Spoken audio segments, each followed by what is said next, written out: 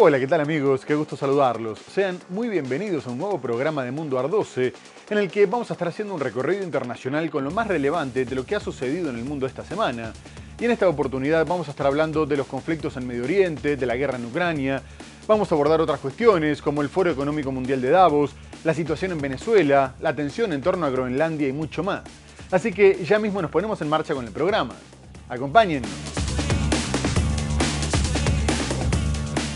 Rusia disparó unos 340 drones de combate de largo alcance y 34 misiles. Las excavadoras israelíes comenzaron el martes la demolición de la sede de la Agencia de la ONU para los Refugiados Palestinos. Ali Khamenei defendió el sábado que las autoridades tienen la obligación de romperle la espalda a los sediciosos. Al-Shara sostuvo una conversación telefónica con el presidente estadounidense Donald Trump, centrada en la situación de los kurdos sirios. El presidente de Estados Unidos, Donald Trump, amenazó el sábado a países europeos con aranceles de hasta 25%. El líder francés afirmó que no es el momento de un nuevo imperialismo o un nuevo colonialismo. El presidente chino Xi Jinping y el primer ministro de Canadá, Mark Carney, firmaron un acuerdo preliminar en comercio y turismo. La presidenta interina de Venezuela, Delcy Rodríguez, destituyó como ministro de Industria al empresario Alex Saab, acusado de ser testaferro del depuesto mandatario Nicolás Maduro. El presidente de Estados Unidos, Donald Trump, advirtió en una carta publicada el lunes que después de ser descartado para el premio Nobel no se siente obligado a pensar únicamente en la paz. La Unión Europea y el Mercosur firmaron el sábado en Asunción un histórico acuerdo que crea una de las zonas de libre comercio más grandes del mundo. Y vamos a comenzar el programa hablando de la guerra en Ucrania. Las duras condiciones en el campo de batalla, con nevadas intensas, está dificultando avances importantes, pero Rusia continúa presionando sobre todo en los frentes de Konstantinovka y Limán, en Donetsk, y en la región de Zaporilla, al tiempo que sigue resistiendo los intensos contraataques ucranianos en Kupiansk, donde, si bien tuvo que retroceder, sigue sin abandonar la ciudad y responde en los flancos. Pero en medio del invierno más frío en más de un siglo, lo que se destaca son los ataques rusos a la infraestructura energética, dado que su último bombardeo masivo dejó sin electricidad a gran parte de Kiev, donde algunos sectores tampoco tenían agua, una estrategia de desgaste que también es llevada a cabo por Ucrania en las regiones limítrofes, aunque con menor intensidad.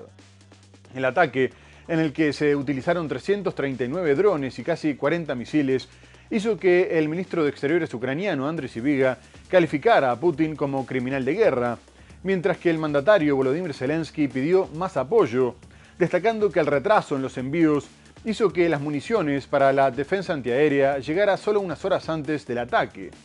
A su vez dijo que representantes ucranianos habían llevado a cabo reuniones sustanciales en Washington y consideró que la posibilidad de una paz negociada se estaba alejando, sobre todo con la OTAN distraída con sus divisiones internas.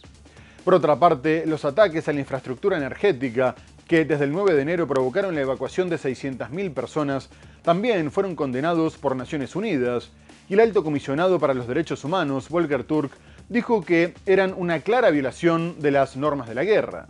En Ucrania, un bombardeo ruso nocturno ha dejado miles de edificios residenciales en la capital, Kiev, sin calefacción ni agua este martes, mientras las temperaturas bajaban a menos 14 grados centígrados, según informan las autoridades ucranianas. El bombardeo con cientos de drones y misiles que tuvo como objetivo instalaciones energéticas en toda Ucrania dejó al menos un muerto. Rusia disparó unos 340 drones de combate de largo alcance y 34 misiles, según la Fuerza Aérea de Kiev. El presidente ucraniano Volodymyr Zelensky, quien recientemente se había quejado de la lentitud en la entrega de armas, afirmó que Ucrania recibió un cargamento de municiones para sistemas de defensa aérea justo un día antes del ataque. El bombardeo se produce unos 10 días después del ataque ruso más significativo contra la red eléctrica de Kiev desde el inicio de su invasión a gran escala hace casi 4 años. mientras el impulso de las conversaciones de paz se ralentiza tras las tensiones entre Estados Unidos y la UE por la amenaza del presidente Donald Trump de apoderarse de Groenlandia. Ucrania sostuvo conversaciones sustanciales con el yerno de Donald Trump, Jared Kushner, y el emisario estadounidense Steve Witkoff. Hoy recibimos informes de nuestra delegación estadounidense. Rustem Umerov informó sobre reuniones con representantes del presidente Trump. Ya se han celebrado varias rondas de negociaciones. Están trabajando en los documentos necesarios para poner fin a la guerra. Es importante que el equipo ucraniano informe plenamente a la parte estadounidense sobre lo que está sucediendo en Ucrania. Y vamos a pasar a hablar del conflicto en Medio Oriente, porque el Consejo de Paz para Gaza está teniendo problemas tras el anuncio de Donald Trump de que ya se habían elegido a sus integrantes, dado que Israel rechazó la designación para el comité director, entre los que se encuentra el ministro de Exteriores turco Hakan Fidan. El gobierno de Benjamin Netanyahu dijo que no se le había consultado para determinar su composición y que las designaciones se apartaban de su política en relación con el territorio, ya que Turquía es aliado de Hamas y uno de los países que denuncia el genocidio de Israel. Además, también lo integrarían el diplomático catarí Ali Al-Tawadi y el jefe de la inteligencia de Egipto, Hakan Rayad, que tampoco contarían con la aprobación de Israel. El Consejo tendrá atribuciones políticas, económicas y de seguridad, y supervisaría a los 15 miembros del Comité Tecnocrático que ya comenzó a funcionar desde el Cairo y que tomaría funciones ejecutivas tras el conflicto con Israel, como la administración de los fondos para la reconstrucción, la restauración de los servicios públicos y la coordinación de la Fuerza Internacional de Estabilización, que tendría a cargo la seguridad hasta que concluyera el entrenamiento de la policía local. Entre los integrantes del Consejo se destacan el secretario de Estado norteamericano Marco Rubio, el enviado especial de Estados Unidos Steve Witkoff, el yerno de Donald Trump Jared Kushner y el ex primer ministro británico Tony Blair, por lo que también la Yihad Islámica, aliada de Hamas, rechazó la conformación, afirmando que respondía a los intereses de Israel. Mientras tanto, se denuncia que Israel no cumple con sus obligaciones fundamentales, impidiendo la entrada de alimentos, medicinas, combustible y abrigo, por lo que los recién nacidos se están muriendo por el frío intenso. Israel anunció el sábado que cuestiona la composición del comité director, que depende del Consejo de Paz para Gaza, anunciado por el presidente Donald Trump, en el marco de la segunda fase de su plan en el territorio palestino para poner fin a la guerra. El primer ministro israelí Benjamin Netanyahu cuestionó la elección de miembros sin precisar los nombramientos en causa. En tanto, el grupo palestino Yihad Islámica señaló que los integrantes del Consejo de Paz fueron escogidos para servir a los intereses de Israel. El comité incluye al ministro de Relaciones Exteriores turco, Hakan Fidan, y a un alto funcionario catarí. Turquía apoya abiertamente a Hamas y hace parte de los países que denuncian un genocidio en Gaza. Respecto a Qatar, Emirato del Golfo, que fue objeto de bombardeos israelíes directos contra la dirección en exilio de Hamas en septiembre, se relaciona también en Israel a un escándalo de corrupción que afecta al entorno de Netanyahu. Los anuncios de invitación a estos líderes llegaron después de que el presidente estadounidense nombrara a su secretario de Estado, Marco Rubio, al ex primer ministro británico, Tony Blair, y a los negociadores Jared Kushner y Steve Witkoff para esta instancia. Según la Casa Blanca, este órgano tendrá por misión asesorar al Comité Tecnocrático Palestino de 15 miembros, que se encargará de la administración provisional del territorio y que comenzó con sus trabajos el jueves en el Cairo. No obstante, unas horas después, el gobierno de Benjamin Netanyahu informó que había aceptado la invitación de Donald Trump para sumarse al Consejo de Paz, una nueva instancia internacional que en un primer momento se había pensado únicamente para supervisar la reconstrucción de Gaza, pero que ahora Washington afirma que podría terminar reemplazando a Naciones Unidas, dado que en la carta de invitación destacaba la necesidad de alejarse de enfoques e instituciones que fracasaban con demasiada frecuencia. Sin embargo, el visto bueno de Netanyahu fue criticado dentro de su coalición de gobierno, ya que el ministro de Finanzas, el ultraderechista Bezalel Smotrich, dijo que tenían que asumir la responsabilidad unilateral del futuro de Gaza.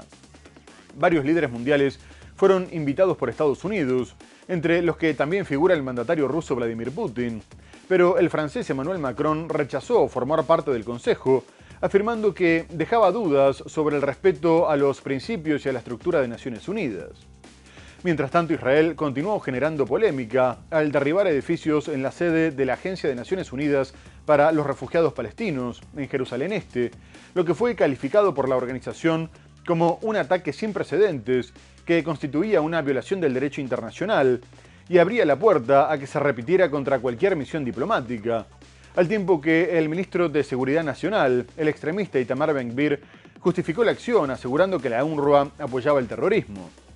Asimismo, Israel retomó su avance en Gaza después de emitir su primera orden de evacuación forzosa e inmediata de un barrio de la Franja, desde el alto al fuego alcanzado en octubre, y se advirtió sobre la posibilidad de nuevos bombardeos. Israel inicia la demolición de la sede de la UNRWA en Jerusalén Este. Las excavadoras israelíes comenzaron el martes la demolición de la sede de la Agencia de la ONU para los Refugiados Palestinos en la Jerusalén Oriental ocupada. La organización calificó la medida como un ataque sin precedentes al que tachó de violación del derecho internacional. El portavoz de la UNRWA, Jonathan Fowler, dijo que las fuerzas israelíes irrumpieron en el recinto poco después de las 7 de la mañana hora local y advirtió que las ONG y la comunidad internacional no deben tomarse a la ligera esta medida, ya que lo que ha ocurrido a la UNRWA puede ocurrirle a cualquier otra organización o misión diplomática en el futuro. El ministro de Seguridad Nacional de ultraderecha, Itamar Ben-Gvir, visitó el lugar y denunció a la UNRWA como una organización que apoya el terrorismo y advirtió que otras ONG que apoyan a Hamás pueden esperar el mismo destino. El actual gobierno israelí ha acusado repetidamente a la UNRWA de dar cobijo a miembros de Hamás, pero nunca ha aportado pruebas concretas que respalden esas acusaciones. El primer ministro israelí Benjamin Netanyahu afirma que ha aceptado unirse a la denominada Junta de Paz del presidente estadounidense Donald Trump. La junta, presidida por Trump, se concibió inicialmente como un pequeño grupo para supervisar el alto el fuego en Gaza, pero se ha convertido en un proyecto que pretende abordar los conflictos globales. El ministro de Finanzas de extrema derecha de Israel, Bezalel Smotrich, ha criticado la idea y ha instado a Israel a asumir la responsabilidad unilateral del futuro de Gaza. Por otra parte, las protestas en Irán, que comenzaron a finales de diciembre por la crisis económica y el alto costo de vida, pero que derivaron en pedidos de renuncia contra el régimen teocrático, terminaron cediendo tras la fuerte represión, que según organizaciones de derechos humanos dejó más de 3.000 muertos y 22.000 detenidos. Pero el líder supremo, Ali Khamenei, volvió a amenazar a los manifestantes, afirmando que tenían la obligación de romperles la espalda y prometiendo que aplastaría a los sediciosos, así como habían aplastado a la sedición, al tiempo que denunció la implicación de actores externos y apuntó sobre todo contra Donald Trump. El ayatolá dijo que el objetivo de Estados Unidos era anexionar a Irán, por lo que el propio presidente había participado de la sedición, amenazando al país y alentando las protestas, lo que lo hacía responsable de la destrucción de los bienes públicos, así como de miles de muertes, y agregó que los criminales internacionales eran incluso peores que los nacionales, por lo que no los iban a perdonar. Trump había pedido tomar las instituciones, prometiendo que la ayuda estaba en camino, y en varias ocasiones advirtió que adoptarían medidas muy enérgicas contra Irán si ejecutaba a los detenidos, aunque posteriormente le agradeció a Teherán la supuesta cancelación de ahorcamientos masivos, algo negado por la República Islámica, mientras que el fiscal general prometía castigos severos. A su vez, Khamenei aseguró que Irán no buscaría la guerra, pero no iba a permitir la impunidad de ninguno de los responsables, entre quienes también mencionó a Israel. El líder supremo iraní, Ali Khamenei, defendió el sábado que las autoridades tienen la obligación de romperle la espalda a los sediciosos y culpó al presidente estadounidense Donald Trump de los muertos en la represión de la reciente ola de protestas. Peor que los criminales nacionales, son los criminales internacionales y tampoco los perdonaremos. Esta tarea debe llevarse a cabo con los métodos adecuados. Con la gracia de Dios, la nación iraní debe aplastar a los sediciosos, tal como aplastó la sedición. Desde el 28 de diciembre, Irán se vio sacudido por una ola de protestas que comenzaron entre comerciantes disgustados con la crisis económica en el país y pronto derivaron en una movilización contra el régimen teocrático vigente desde la revolución de 1979. El objetivo de Estados Unidos, y lo digo con más de 40 años de experiencia, es anexionarse Irán.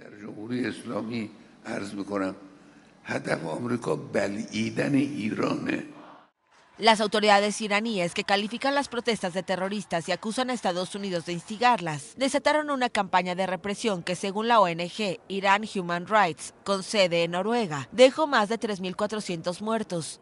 Según la misma organización, otras estimaciones mencionan más de 5.000 muertos e incluso hasta 20.000. El propio presidente estadounidense formó parte de la sedición, habló, hizo comentarios, amenazó y alentó a los sediciosos. A su vez, en medio de las protestas, Estados Unidos había convocado al Consejo de Seguridad de Naciones Unidas para abordar la situación en Irán, tras advertir que evaluaba atacar al país para acelerar la caída del régimen. Y el embajador norteamericano ante el organismo, Mike Waltz, aseguró que todas las opciones seguían sobre la mesa, si era necesario detener lo que calificó como una masacre contra la población civil, al tiempo que exigió condiciones de seguridad para los que se manifestaran pacíficamente. Sin embargo, la secretaria general adjunta de Naciones Unidas, Marta Bové, pidió evitar un ataque militar, ya que una dimensión externa podría agravar una situación que ya de por sí era explosiva. El ataque de Estados Unidos parecía inminente y ya estaba retirando parte del personal de sus bases militares en la región, previendo una posible respuesta contra esos objetivos, después de que Irán amenazara con contraatacar fuertemente, pero recibió presiones para que suspendiera sus planes, sobre todo de sus aliados árabes, que le pidieron evitar un nuevo conflicto en la región, advirtiendo que las consecuencias eran impredecibles y que difícilmente los bombardeos alcanzarían para derribar al régimen. De cualquier forma, Trump volvió a pedir un nuevo liderazgo, afirmando que no se podía gobernar por medio del miedo, a lo que el presidente iraní, Masoud Pezeshkian, advirtió que cualquier ataque contra el líder supremo, Ali Khamenei, equivaldría a una guerra total. Pero la tensión interna iba cediendo, por lo que se ordenó el restablecimiento parcial de Internet, habilitando algunos servicios, mientras se denunciaba que el gobierno buscaba ocultar la violencia.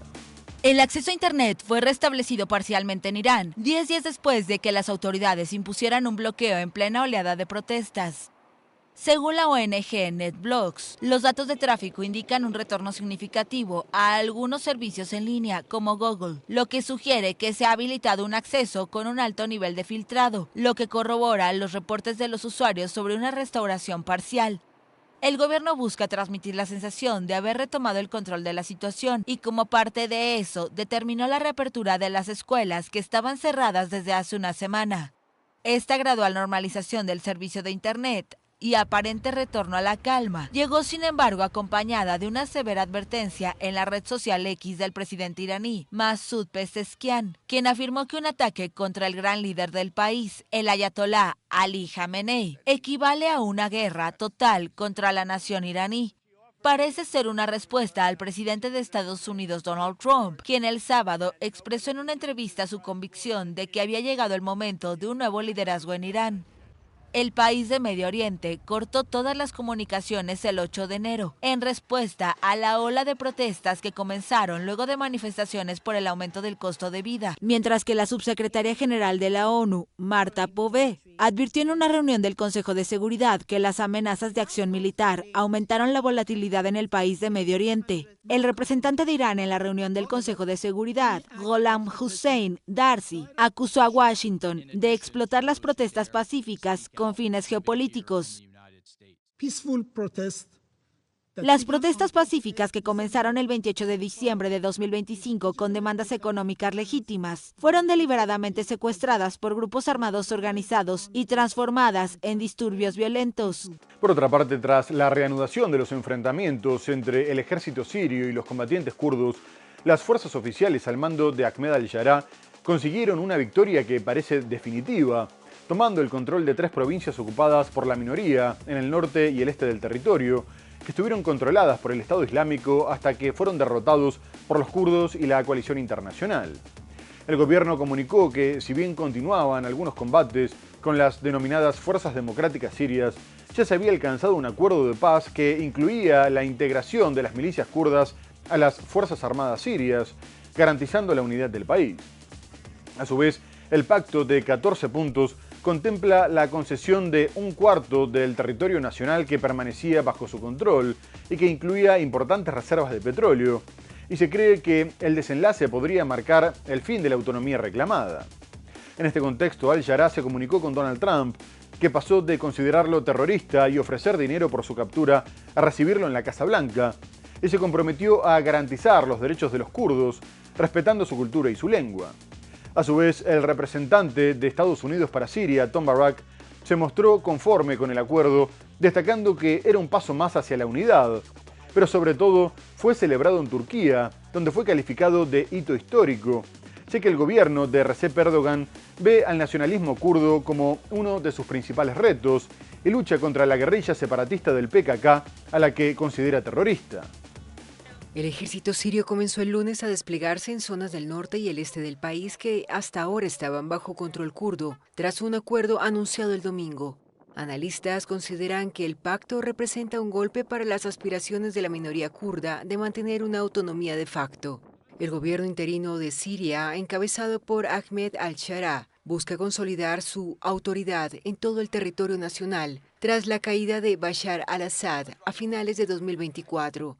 En ese contexto, al-Sharaa sostuvo una conversación telefónica con el presidente estadounidense Donald Trump, centrada en la situación de los kurdos sirios. Según un comunicado oficial, ambos líderes subrayaron la necesidad de garantizar los derechos del pueblo kurdo dentro del Estado sirio y reafirmaron la importancia de preservar la unidad territorial del país. Sin embargo, pese al acuerdo, se registraron enfrentamientos entre tropas gubernamentales y las fuerzas democráticas sirias lideradas por kurdos en las afueras de Raqqa.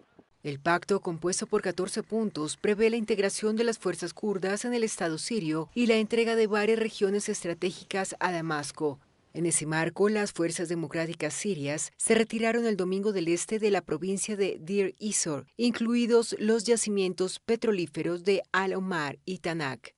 El yacimiento de Al-Omar, el mayor del país, estaba bajo control kurdo desde 2017, cuando sus fuerzas expulsaron de allí al grupo Estado Islámico. Muy bien amigos, tenemos que hacer una breve pausa comercial para hablar de la situación en Venezuela, de la tensión en Groenlandia y mucho más. No se vayan, ya volvemos.